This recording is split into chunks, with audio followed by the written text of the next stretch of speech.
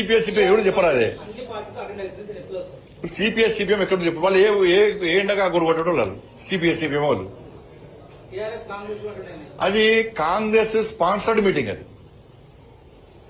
ఒకప్పుడు కాంగ్రెస్ పార్టీ ఇచ్చిన బిల్డింగ్ లో ఇవాళ కాంగ్రెస్ పార్టీ స్పాన్సర్ చేసేటువంటి మీటింగ్. అది నేను మొన్న చెప్పినా మళ్ళీ చెప్తున్నా, కర్త కర్మ క్రియ అంతా కూడా కాంగ్రెస్ పార్టీ.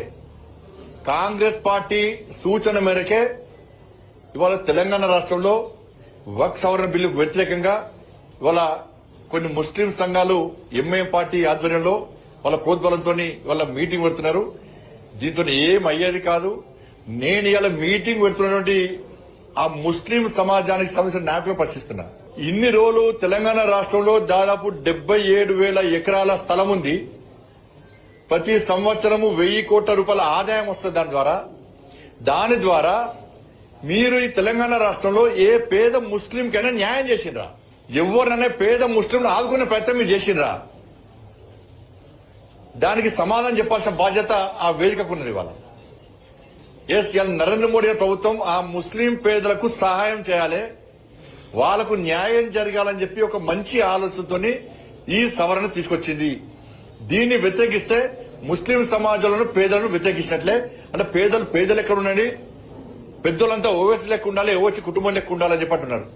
నేను మళ్ళీ చెప్తున్నా, కాంగ్రెస్ పార్టీకి ఇక్కడ నేను సవాల్ చేస్తున్నా, మీకు దమ్ము ధైర్యం ఉంటే తెలంగాణ రాష్ట్రంలో వక్ఫ్ ఆస్తులు ఎంత, ఎవరి ఆధీనంలో ఉన్నాయి, దాని ద్వారా ఎంత ఇన్కమ్ వస్తున్నది, వచ్చిన ఇన్కమ్ ఎంతమంది పేద ముస్లిం సహకరిస్తున్నది, లాభం చేస్తున్నది, శ్వేతపత్రం విడుదల చేయమని చెప్పండి.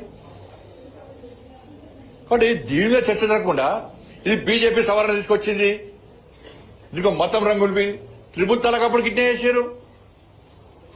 త్రిపుల్ తలాక్ అప్పుడు గిట్నే దేశం మొత్తం గగ్గోలు పెట్టాలని ప్లాన్ చేశారు. కానీ ముస్లిం సమాజంలోని మహిళలు తిరగబడతానని భయపడే ఎంఐఎం లాంటి పార్టీ నాయకులు రోడ్డు ఎక్కలే, ఎక్కడ ఆందోళన చేయలే. ఇప్పుడు కూడా ఇవాళ ఈ ముస్లిం సంఘాలు, ముస్లిం సంస్థలు కొన్ని కూడవలుకొని ముస్లింల పేదలకు వ్యతిరేకంగా వివరిస్తే ముస్లింలో పేద వర్గం అంతా కూడా వీళ్ళని వ్యతిరేకిస్తుంది, రోడ్ల మీద తిరిగిన విషయాన్ని వీళ్ళు గుర్తుంచుకోవాలి. అరే మేము హిందువులు ఎందుకు భరించాలి? మేము చెప్తున్నాం, మేము అడుగుతున్నాం. ఇవాళ మొన్న కూడా చెప్పినా, ఇవాళ మీరు వక్ఫ్ ఆస్థానాన్ని ఇచ్చేస్తారా? ఎట్లా పుట్టరు దాన్ని? టైటిల్ చూడరు, ఏం చూడరు మీరు. ఇక మరి రాముడి గుడి కట్టడానికి మాత్రం రాముడు అక్కడనే పుట్టిండా, రాముడి పుట్టిన గ్యారెంటీ ఏం చేయని ప్రశ్నించినటువంటి ఈ సంఘాలు, ఈ కమ్యూనిస్టులు గాని, బీఆర్ఎస్ వాళ్ళు గాని, కాంగ్రెస్ వాళ్ళు గాని, మజ్లిస్ వాళ్ళు గాని, వాళ్ళు ఏం ఆధారం లేకుండా ఈ వక్ఫ్ ఆస్తి అంటే తీసుకుంటే ఒప్పుకుంటారు దానికి. అంటే ఒక జాతికి ఒక న్యాయం, ఒక జాతికి ఒక న్యాయం, ఇదే న్యాయం. కాబట్టి ఇది ఇలా మొత్తం కాంగ్రెస్ స్పాన్సర్డ్ మీటింగ్. అది ప్రజలందరికీ తెలుసు. ఇలా ఎంఐఎం పార్టీ యొక్క ప్రాప్తి కోసము బీఆర్ఎస్, కాంగ్రెస్ పార్టీ తాపత్రయపడుతున్నాయి. ఇవాళ కేవలం 15% ఓట్ల కోసం మీకు కక్కుర్తి పడితే 85% ఉన్నటువంటి హిందువులు వ్యతిరేకిస్తున్న విషయాన్ని గుర్తుంచుకొని గత జిహెచ్ఎంసీ ఎన్నికల్లో ఏం జరిగిందో అంతకంటే రెట్టింపు ఉత్సాహంతో ఇలా హిందువులు ఈ భాగ్యనగరాన్ని భారతీయ జనతా పార్టీకి అప్పచెప్పడానికి సిద్ధంగా ఉన్నారు.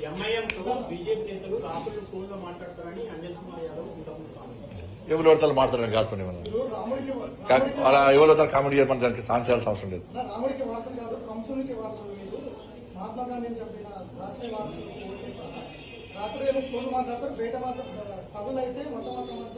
ఎవరు రాముని వారసులు, ఎవరు రామ మందిరం నిర్మించారు, ఎవరు రామభక్తులు, ఎవరు జై శ్రీరామ్ అంటారు అందరూ తెలుసు.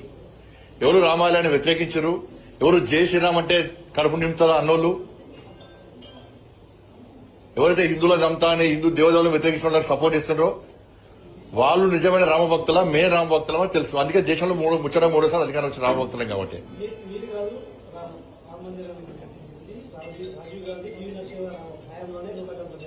కరెక్ట్. కరసేవ కూడా వాళ్ళప్పుడే జరిగింది, వాళ్ళే వేసింది కరసేవ, వాళ్ళే పాల్గొన్నారు. కరసేవ వేసింది వాళ్ళే, వాళ్ళ పార్టీ కార్యకర్తలే బలిదానం అయిపోయారు, మాకు పార్టీ కార్యకర్తలు కాదు.